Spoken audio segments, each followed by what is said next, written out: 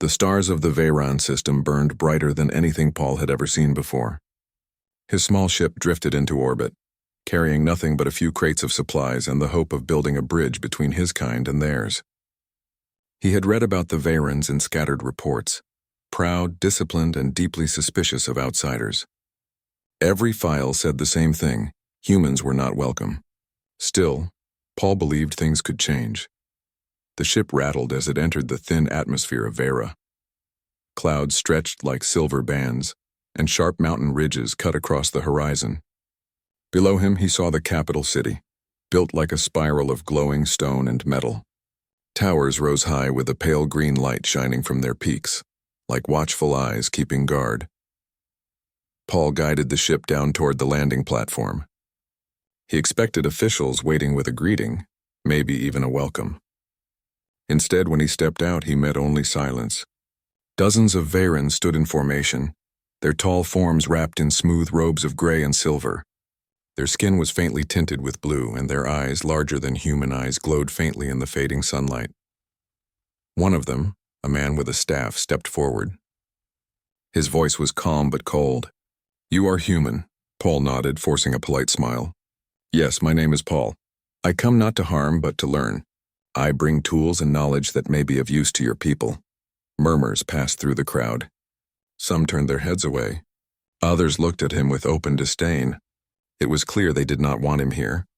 Still, the man with the staff allowed him to enter the city. Guards followed closely, their steps heavy behind him. Paul felt like a criminal being marched through foreign streets. The city itself was beautiful. Roads wound in wide curves, lit by crystals that pulsed like living hearts. The air carried a faint hum as though the whole city was alive. Veyron children ran through the streets, laughing as they chased small floating discs that spun and flashed in the air. Yet when they saw Paul, their laughter stopped. Parents quickly pulled them aside, whispering sharp warnings. Paul kept walking. He knew their hatred was not personal. They had reasons. Long ago, humans had clashed with other alien races. Reports of human greed, human violence, human carelessness had reached far worlds. Perhaps Vera only repeated the stories they had heard. Still, the cold stares cut deep. At the heart of the city stood a great hall. It was here that Paul was told to present himself. Inside, the chamber was vast, filled with tiered seats rising in a circle. Dozens of Veyrons gathered, watching him from above as though he were a strange creature caught in a cage. The man with the staff introduced him. "This is the human who asks entry. Let him speak." Paul stood alone in the center. His voice echoed as he tried to sound steady. "I come from Earth. I bring no army, no demand, no threat. I only ask to live among you for a time, to share knowledge, to build trust. I know the stories told of my people, but I ask you, judge me for what I do, not for what others have done." His words were met with silence at first, then quiet laughter. A woman in the crowd stood. Her robe shimmered with authority. "Humans destroy what they touch. You speak of peace, but your kind always bring war. Why should we believe you?" Others nodded, their voices rising in agreement. "He is dangerous. He is not welcome. Send him away before he poisons this place." Paul's chest tightened, but he forced himself to stand tall. He wanted to argue, but he knew no speech could change so many hearts in one day. So he said only, "I will prove myself by action. If you wish me gone, I will go." "But give me one chance." The voices rose again, some angry, some mocking. He could feel their judgment pressing down on him. And yet, in that sea of scornful faces, one pair of eyes did not turn away. She sat quietly near the back, her figure wrapped in robes of deep blue. Her face carried calm strength. Unlike the bitterness of those around her, her eyes met his for a brief moment. In that glance, Paul saw no hatred, only curiosity. The council ended without a decision. They did not throw him out, but neither did they welcome him. He was told he could stay in the outer quarters of the city under watch until the leaders decided his fate. That night, Paul sat alone in the small dwelling given to him. The walls were smooth stone, the floor glowing faintly with soft light. It was comfortable enough, but it felt like a cell. Outside, he could hear the quiet movements of guards. He leaned against the wall and wondered if he had made a mistake coming here. The next days were no easier. He walked the streets, offering help where he could. He saw broken machines left unused, their parts scattered. With careful hands, he repaired them, hoping his skill would show his worth. But when people saw what he did, they turned away. Some even spat near his feet, muttering that he only fixed things to trick them. At the market, Paul offered small tools from Earth, simple devices for farming and measuring. Yet no one dared touch them. Whispers followed him wherever he went. Still, he did not give up. One evening, while returning from the market, he saw smoke rising from a bridge near the river. A storm had swept through earlier, and part of the bridge had collapsed. Cries rang out. Children were trapped on the broken section, unable to cross back. Crowds gathered, but no one acted. The current below raged, and the bridge threatened to fall completely. Without hesitation, Paul ran forward. He climbed onto the unstable section, ignoring shouts telling him to stop. The wood creaked under his weight, but he pressed on. He reached the children, their eyes wide with fear. "Hold my hands," he told them calmly. One by one, he carried them across the dangerous gap, bracing himself against the wind. The last child slipped, but Paul grabbed him, pulling him up with all his strength. At last, all of them were safe on solid ground.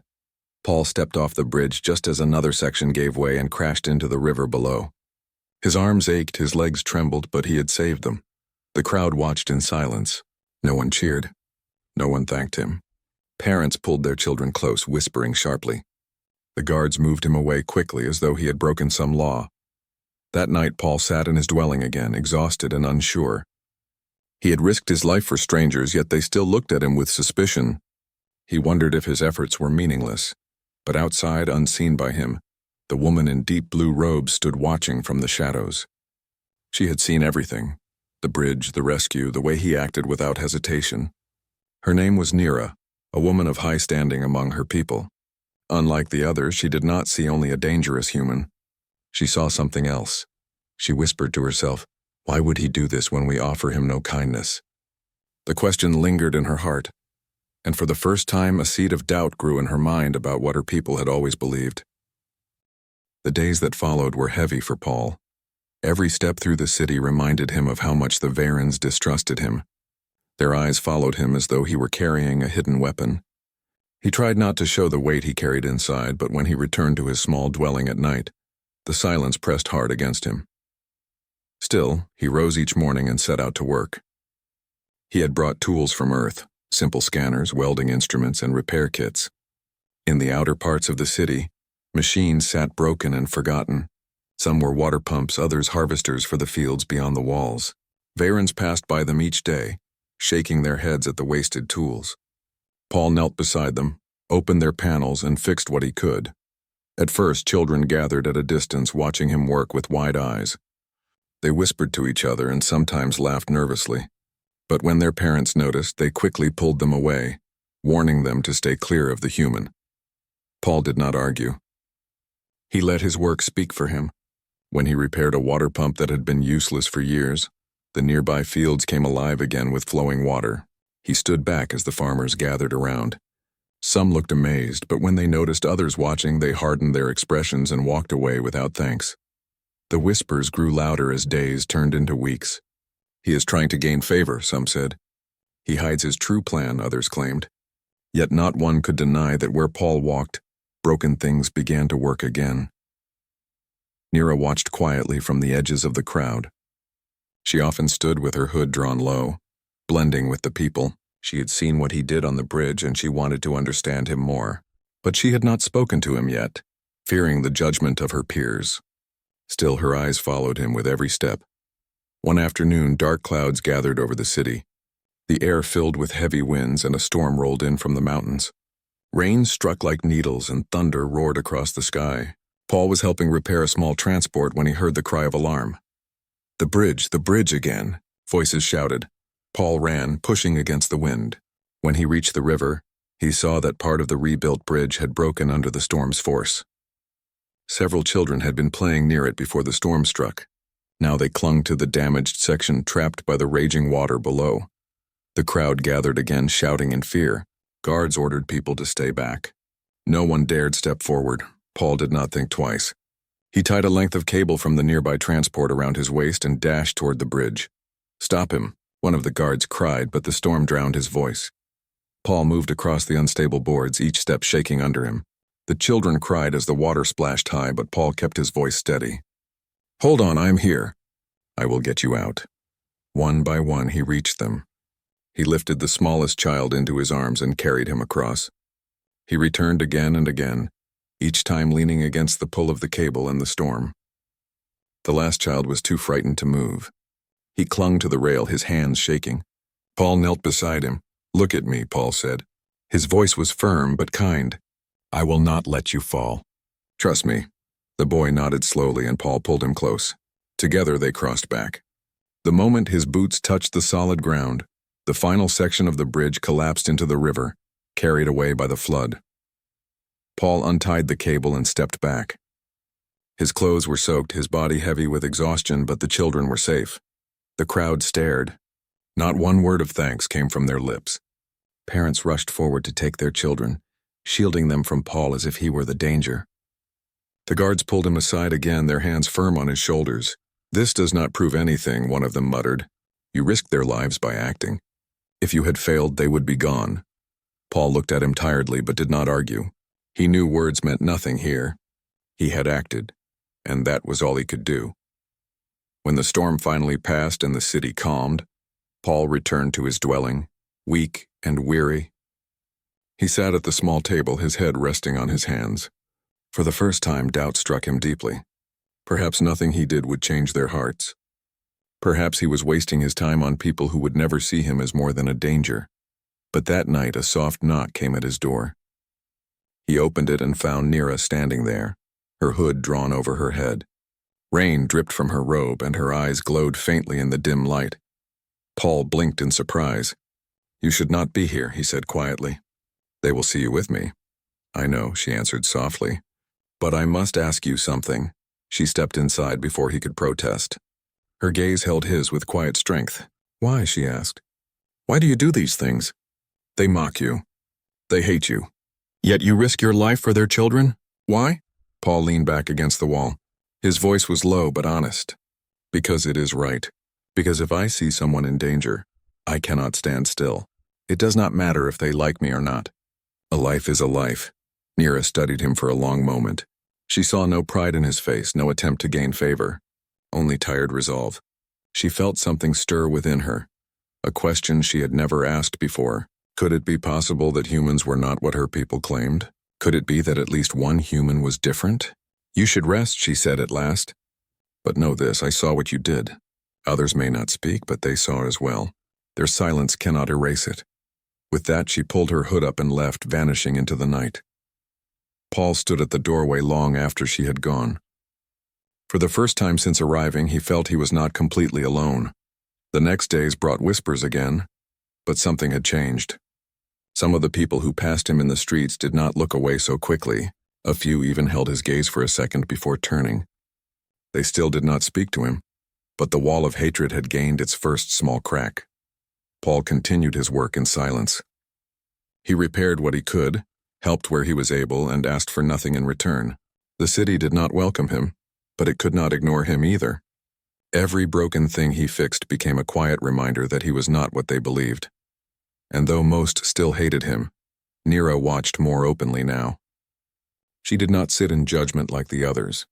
She stood in the shadows, her eyes thoughtful, as if she were preparing herself for a choice that would one day shake the entire council. Paul did not know what lay ahead, but he knew one truth. Even in a city that despised him, his actions could not be unseen. The Council of Vera gathered again in the Great Hall.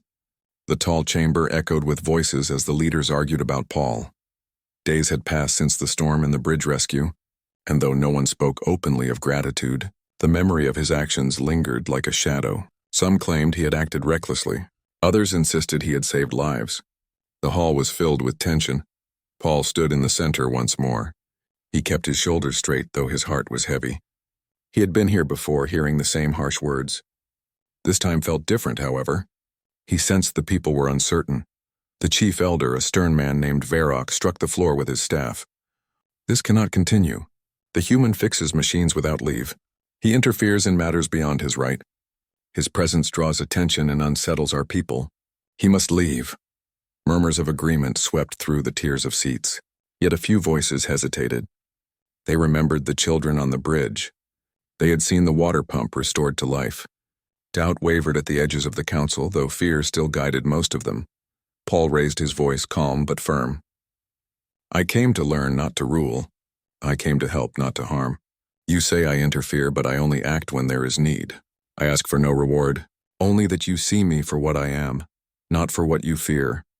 The words echoed, but they did not soften the crowd. Some laughed bitterly. Others called him a deceiver.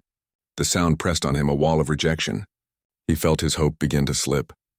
Then something unexpected happened. From the upper seats, Nira rose to her feet. Her robe of deep blue shimmered in the green light of the chamber.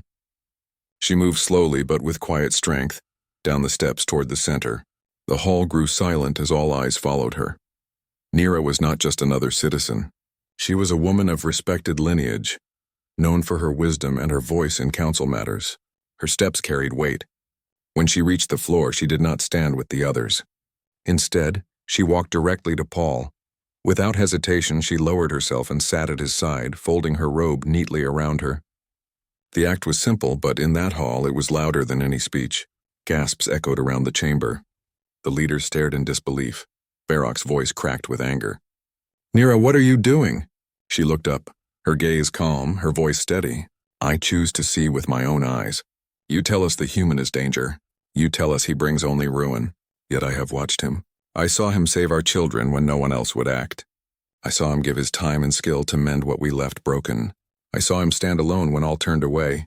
You may hate him, but I will not pretend I do not see the truth. Whispers rushed through the crowd, sharp and shocked. No one had dared speak so openly before. Nira rested her hands in her lap and said one more thing. Let them watch. Let them all watch. If he fails, then I will bear the shame. But if he is true, then I will not let your hatred blind me. Paul felt the weight of her words. For a moment he forgot the scorn around him. He looked at Nira, her calm eyes fixed forward, and he felt something stir in his chest. Respect, gratitude, and something deeper he could not yet name. The council erupted with debate. Some shouted that Nira had been deceived. Others demanded punishment. A few, however, sat quietly, their faces uncertain. Her words had planted doubt, just as Paul's actions had before. Varroc struck the staff again. Enough, we will not decide today.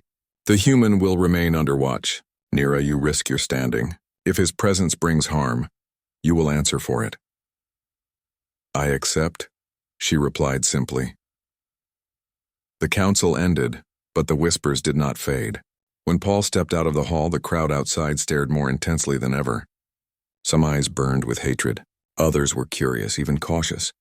But none ignored him. That night, Paul sat in his dwelling, his thoughts heavy. The door opened and Nira entered quietly. She carried no guard, no servant. She closed the door behind her and sat across from him. You should not have done that, Paul said, his voice low. They will punish you. I could not stay silent, Nira answered. I am tired of fear guiding every word in that hall. They will not see you as you are, but I will. If that brings me shame, then so be it. Paul searched her face. Why? Why risk yourself for me? She held his gaze. Because I believe truth is more important than comfort. And because I saw your heart when you saved those children, that was not the act of a monster. Paul felt a rare warmth spread through him. For the first time since he landed on Vera, he did not feel alone. The days that followed were tense. Nira's choice spread quickly through the city.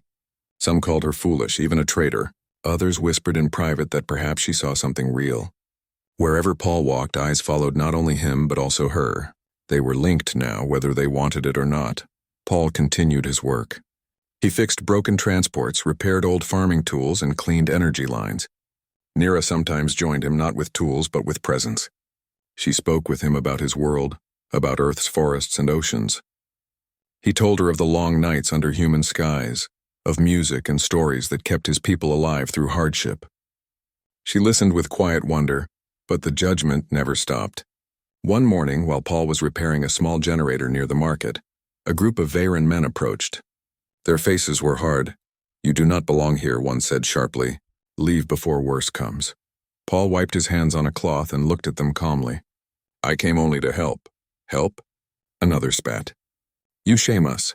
You trick Nira with lies. We will not allow it. Before they could act further, Nira stepped forward. She had been nearby watching. Her voice was sharp as she faced them. You speak of shame, yet you do nothing while he repairs what you abandon. If you wish him gone, then do better than him. Until then, your words mean nothing. The men froze, shocked by her boldness. They left with angry mutters, but they did not strike. Paul watched her with quiet respect. You did not need to defend me, he said later. Yes, I did, Nira replied. If I sit at your side, I must stand with you as well. Paul said nothing more, but inside he felt the bond between them grow stronger.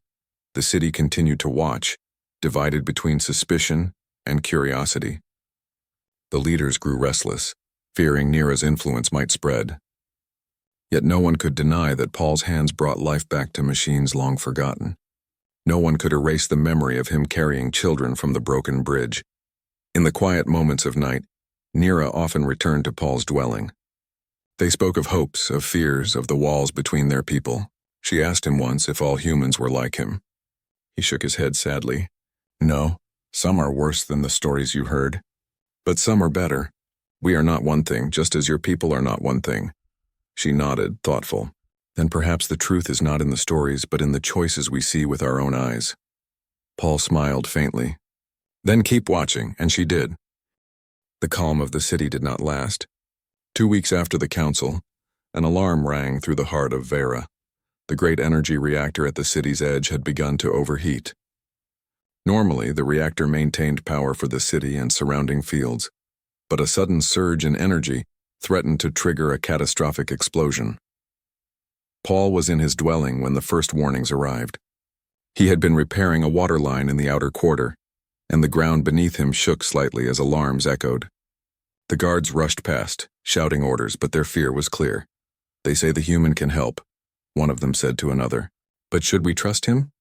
Paul did not hesitate. He grabbed his toolkit and ran toward the reactor complex, following the pulsing lights that marked the danger zones. Nira was already there waiting at the gates, her calm presence cutting through the panic. You should not be here, Paul said as he approached her.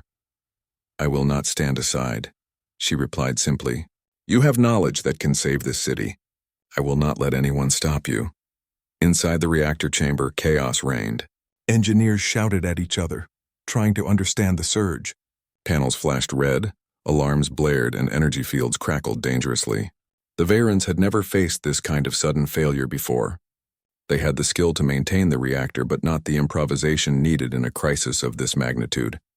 Varrock and other council leaders arrived, their expressions grim. Humans, step back, Varrock ordered. This is our problem, not yours. Paul glanced at Nira. She nodded once, firm and unwavering. That was all the encouragement he needed. He stepped forward, ignoring the disapproving eyes around him. The first task was simple in theory: stabilize the main conduit of the reactor to prevent a chain reaction. In practice, the system was complex and alien. The human instruments in Paul's kit did not perfectly match Varan machinery. But Paul worked quickly, using logic and observation. He adjusted conduits, rerouted energy flows, and manually calibrated cooling systems. One engineer ran toward him, panic in his eyes. You will make it worse. Stop, Paul shook his head. No, if I do nothing, it will explode. Let me try my way. Minutes passed that felt like hours. Sparks flew from the panels. Energy arcs cracked the air, leaving faint blue scorch marks. The Varans watched, frozen, unsure if he would save them or doom them. Finally, the first stabilization began. The red lights dimmed slightly. The energy field trembled but did not explode. Paul wiped sweat from his brow and moved to the next section. Meanwhile, Nira coordinated the humans and Varans who had followed her instructions. She gave clear directions, calming the engineers, ensuring the tools and materials were in the right place. She had learned quickly that her role was to keep the process smooth, giving Paul the space to act without interruption. The council whispered among themselves. Some shook their heads in disbelief. How could a human, considered an outsider, hold the solution in his hands? Others stayed silent, afraid to question her choice. As the reactor's energy approached a dangerous peak again, Paul noticed a small flaw in the cooling matrix, a misalignment in one of the energy channels. He signaled to the nearest engineer, a young Varan named Toll. Move the panel slightly. 10 degrees, careful. Toll hesitated, his hands trembling. Nira stepped beside him. Trust him. He knows what he does. The young engineer obeyed. The panel shifted and the reactor shuddered but held. Paul moved to the final section where the surge was strongest. He knelt beside the main control interface. It looked alien, filled with symbols and lights he did not recognize, but he used logic to deduce the proper connections. His fingers worked swiftly, connecting circuits, balancing energy flows. Sparks leaped from the console and he flinched once, but he continued. A tense silence filled the room. Everyone knew that failure now meant disaster. The reactor's energy had reached a critical point and the walls trembled with pressure. Nira's voice broke the silence. "You can do this," she said firmly. Her presence was steady, unyielding. Paul nodded slightly, feeling renewed focus. With one final adjustment, the energy streams aligned. The main reactor panel glowed green. The alarms fell silent. The tremors stopped. The energy field stabilized. A deep breath swept through the chamber. Engineers exhaled. Guards relaxed. Council members, once furious, now stared in disbelief. Paul had done it. He had prevented a catastrophe that could have destroyed the city. Varrock stepped forward, his staff clutched tightly. It is done?" he asked, voice trembling slightly. Paul nodded. "Yes, the surge is stabilized. The reactor is safe." The council was silent. Many could not believe what they had witnessed. A human, an outcast in their city, had solved a problem their most skilled engineers could not. Nira rose and turned to the council. "You saw it. He risked himself to save this city. He did not act for glory or favor. He acted because it was necessary. Your stories of his kind do not matter here. Look at the truth before you." A few council members shifted uncomfortably, some still clinging to old beliefs, but others could not deny it. They had seen Paul's hands steady the deadly reactor, had felt the relief wash through the engineers and citizens alike. Outside the reactor, the citizens of Vera began to gather. Word had spread quickly, as it always did in the city. Some stood quietly, watching from a distance. Others whispered to each other, slowly acknowledging the human who had saved them all. Paul stepped out, soaked from sweat and dust, his uniform torn slightly from the work. He did not smile or boast. He had done what was necessary. That was enough. Nira joined him. She looked at him, calm but with a faint glow of pride. "You have done more than I imagined," she said softly. Paul shook his head. "I only did what needed to be done." She placed a hand lightly on his arm. "Sometimes what needs to be done changes everything. You have shown them who you are." Not just to me, but to all of them. The people around them began to speak quietly. Some murmured thanks. Others expressed wonder and disbelief. Slowly, the walls of hate and suspicion began to crack further. Even Varrock, standing with the council, could not turn away from what had happened. He looked at Paul, studied the human carefully. Perhaps we were wrong to judge so quickly," he said, though his voice was barely audible. Paul nodded silently. He had no need for praise. He only wished for a future where actions, not stories, defined trust. As the sun set, casting a warm orange glow over the city, Nira and Paul walked together through the streets. Children waved from the sides, not afraid now, and some even smiled. Farmers pointed to working machines, nodding quietly. Small changes, but signs that the people's hearts were shifting. Nira spoke softly. "Do you know what this means? Some of them may never accept you, but many now see proof that you are not what they feared." Paul looked out across the city. "I only hope it lasts. The moment passes quickly. Trust is harder to hold than it is to earn." She smiled faintly. "Then we will keep showing them step by step." That night they returned to his dwelling.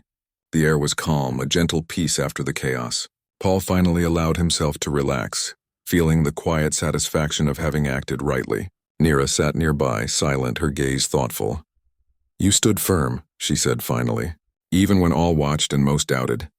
That is why I chose to sit with you before. I knew your heart would guide you true." Paul looked at her with deep respect. "You risked much to stand beside me. That courage saved more than just me. It saved a chance for understanding." She nodded. "And the trial is not over. The people will test you again in their way. But today you proved something that cannot be denied." Paul leaned back, letting the weight of the day settle. For the first time in weeks, he felt he was not alone in this city. He had allies, small but strong, who believed in truth over fear. Outside, the city glimmered under the night sky. The lights of Vera shone steady once more, fueled by the stable reactor. Paul and Nira stood by the window looking out. It was not victory. There was more to come. But it was a start, and sometimes that start was everything. The city of Vera woke to a calm that felt almost new.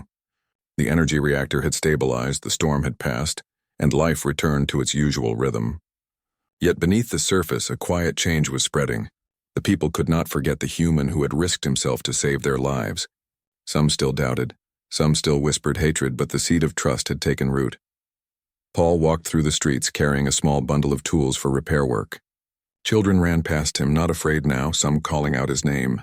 Farmers nodded as he passed, silently acknowledging his help. He did not stop to boast. He had no need for praise. The work itself was enough. Nira walked beside him, her presence steady and comforting. She had chosen to stand with him publicly, and though some elders still whispered about her courage and possible recklessness, she did not falter. She had made her choice, and she would not step back now. "Have you ever seen anything like this?" Paul asked quietly, glancing at the bustling streets. "A people so proud yet so quick to judge." Nira smiled faintly. "Yes, my people are like this.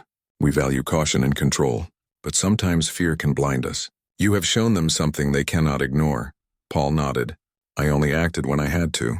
That is all any of us can do." They reached the central plaza where a small crowd had gathered. People murmured to one another, speaking in low voices. Paul saw familiar faces, some who had mocked him, some who had stayed silent, and he wondered if they had come to see him as a danger or as a savior. A young boy stepped forward.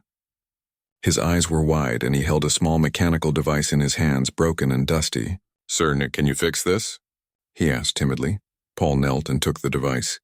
"Of course. Let me see." The boy's eyes lit up as Paul worked. He adjusted gears and reconnected wires with careful hands. Within minutes, the device whirred to life. The boy laughed in delight, holding it up for everyone to see. Even some of the Varans who had watched from the edges could not hide their surprise. Murmurs of approval spread slowly through the crowd. Small acts, Paul knew, often changed hearts more than words. Nira watched with quiet satisfaction. She knew that every life he touched, every machine he repaired, was proof of what she had already seen, that courage, kindness, and skill were not limited to one race. As the day passed, the council met again, this time in a less formal chamber. Orcs spoke first, his voice measured. "The human has proven himself capable. I do not deny it. He acted where many of us could not. Yet some among you still resist. We must decide if his presence can remain without further risk." Some elders nodded, while others murmured doubts. Paul stood quietly waiting. He had no argument to make. His actions had spoken. He only hoped they would see the truth without bias. Nira rose. Her voice was calm but firm. "He has done more than any of us could have expected." He did not act for reward or praise. He acted because it was right. "I will continue to stand with him, and I urge you to see him as he is, not as stories tell you he must be." The room fell silent. Farrak studied her, then looked at Paul. "Very well," he said slowly. "The human may stay, but let it be known he remains under watch, and he will answer if he brings harm." Paul bowed his head slightly. "I understand. Thank you for the chance to prove myself. Though it was not a complete victory, it was enough for now." He knew that trust could not be forced. It could only grow through action, patience, and consistency. Over the next weeks, Paul continued his work in the city. He repaired energy conduits, helped rebuild damaged bridges, and taught some Varans the small techniques he had learned from Earth. The people began to notice the results. Where once machines had sat broken for months, now they worked reliably. Farms yielded more crops. Water flowed steadily to villages that had struggled before. Gradually, small acts of acknowledgement began to appear. A farmer would nod as Paul passed. A child would wave without fear. Even some council members started to ask questions, not to challenge him, but to understand how his methods worked. Nira remained at his side. She often guided him through city matters, introducing him to people who would listen carefully, explaining his actions, and helping calm those who still feared change. They spoke often about what lay ahead, about how humans and Varans might learn from one another. One evening, as the sun set over the city, they stood on the highest tower and looked across the glowing streets. The reactor hummed quietly, a steady heartbeat beneath the city. Children laughed in the squares below, farmers moved in their fields, and life carried on with a sense of renewed energy. "You have changed things here," Nira said softly. "I cannot say all will accept it yet, but you have started something important." Paul nodded. "I hope it is only the beginning. There is much to do, much to repair, Not just machines, but minds and hearts as well. She looked at him, her expression thoughtful. You show them that courage and action define worth more than fear and prejudice. That is why I chose to stand with you. I will not step back. A gentle wind blew through the tower. The city glimmered like a sea of stars beneath them. Paul felt a quiet hope growing within him. Perhaps one day humans and Vayrans could work together fully, not as strangers, but as allies. In the days that followed, Paul's presence became a small but steady part of city life. His actions no longer drew only suspicion. People began to come to him with problems, seeking advice or help. He repaired old machines and taught Vayrans simple techniques to maintain their equipment. Nira often accompanied him, guiding conversations, helping him understand cultural differences, and quietly reminding the people that his help was offered with no selfish aim. Slowly, respect began to replace fear. Though not all hearts had changed. Some still doubted, some still clung to old stories, but the balance was shifting. One day, a large festival took place in the city square. It was a celebration of harvest and prosperity, and people gathered from across Veyra to attend. Paul was invited not by the council but by Nira, who insisted he join the festivities. He hesitated at first, wary of the crowd. But Nira took his hand and led him through the streets. Children waved, some daring to touch his sleeves. Merchants offered him small gifts, fruit, flowers, tools repaired by his own hands. The people did not all accept him warmly, but many looked on with curiosity and admiration. As the festival continued, Nira spoke to the crowd from the central stage. You may still fear what is different, she said, but we have seen what courage and kindness can achieve. We have watched a human act without thought for reward or fear. Let this remind us that judgment must come from truth, not stories. The crowd was quiet at first, but slowly applause began. It was soft at first, hesitant, then louder as more voices joined. Paul looked at Nira, his expression quiet gratitude. She had given him more than protection. She had given him a chance to be seen. Later, as the festival lights glimmered in the night, Paul and Nira stood quietly on the edge of the square. You have changed this city, Paul said, almost in wonder. Perhaps more than I could have imagined. You have changed it, yes, Nira replied. I only stood with you. It is proof that action matters and that courage is contagious. Paul looked out at the people, the flickering lanterns, the smiles and laughter. He thought of the long journey that had brought him here, the distrust, the danger, and the choices made in silence and in risk. I will continue to help, he said quietly, for as long as I am needed. And I will continue to stand with you, Nira said. Her voice was calm, full of steady determination. You are not alone here, Paul. You never will be again. The city slept under the stars, its lights soft and steady. Paul and Nira stood side by side, watching over it, a symbol of courage and trust, of bonds forged not by stories but by actions. Some people would always doubt, some would never accept, but change had begun. The human and the Veyran woman had shown that fear could be faced, that courage could unite, and that one choice could inspire many. And for Paul, that was enough. For Nira, that was the beginning of a new understanding. Together, they turned to walk back into the city, ready to continue the work of building trust, of repairing lives and machines, and of showing that humanity and Veyra could stand together, strong and steady, in a world that had once rejected them.